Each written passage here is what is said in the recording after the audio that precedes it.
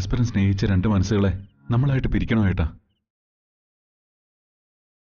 എന്നോടും എന്റെ കുടുംബത്തിനോടുള്ള ദേഷ്യം ഏട്ടൻ മറക്കണം. എന്നിട്ട് അവരുടെ വിവാഹത്തിന് സമ്മതിക്കണം. സമ്മതിക്കാം. നിങ്ങൾ പറയുന്നതൊക്കെ ഞാൻ അംഗീകരിക്കാം. പക്ഷേ ഇത് നടക്കുമെന്ന് എനിക്ക് ഉറപ്പ് തരണം. നിങ്ങൾ എന്താ, സമ്മതിച്ചോ? സമ്മതം. സമ്മതമാണ്.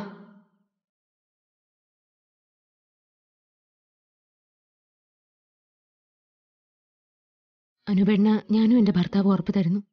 സന്ദീപിനെ ആദരയും ഞങ്ങൾ വിവാഹം കഴിപ്പിക്കും. ഞാൻ പറഞ്ഞത് മറ്റൊരു രീതിയിൽ നിങ്ങളുടെ ജീവിതം പോലെ ആവരുത് അവരുടെ ജീവിതം കൂടി എന്ന് ഉദ്ദേശിച്ച.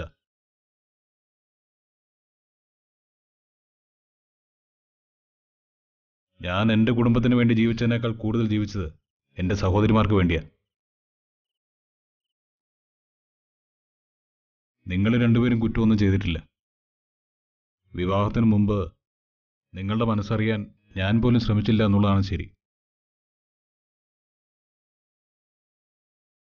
അതിനി ആരെയും പഴിച്ചിട്ടും കാര്യമില്ല. അതുപോലെ ആവരുത് ആതിരയുടെ ജീവിതമെന്ന് എനിക്ക് നിർബന്ധമുണ്ട്.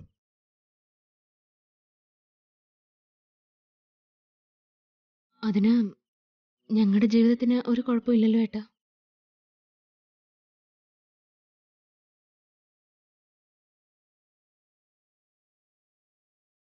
കുഴപ്പം മുഴുവൻ അനുപേന്റെ ചിന്തകൾക്കാ.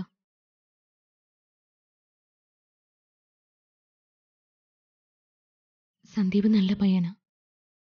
നമ്മുടെ ആതിരെ അവൻ പൊന്നുപോലെ നോക്കും.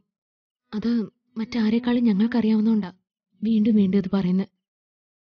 ഞാനോ സച്ചേട്ടനോ ഈ വിഷയത്തിലൊരു തീരുമാനം എടുക്കുന്നത് അനുപേന്റെ സമ്മതം കൂടി വാങ്ങിച്ചിട്ടാവണമെന്ന് സച്ചേട്ടൻ പറഞ്ഞതുകൊണ്ടാ ഞങ്ങളിപ്പോ അനുപേന്റെ മുമ്പിൽ ഇങ്ങനെ നിൽക്കുന്നത്.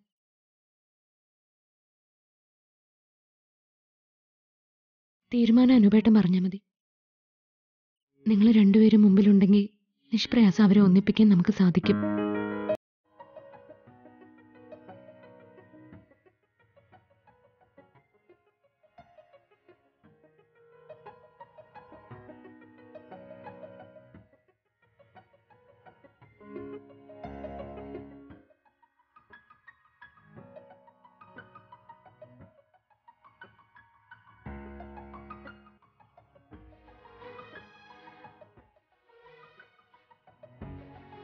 അനുപേണ്ണ മനസ്സ് മറ്റാരേക്കാളും എനിക്ക് നന്നായിട്ട് അറിയാം.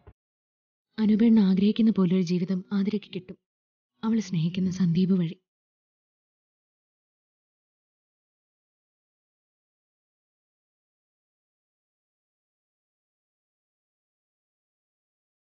ഇവിടെ നമ്മൾ 3 പേരും അങ്ങ് ഉറപ്പിക്കുക, ആതിര സന്ദീപിനുള്ളതാ.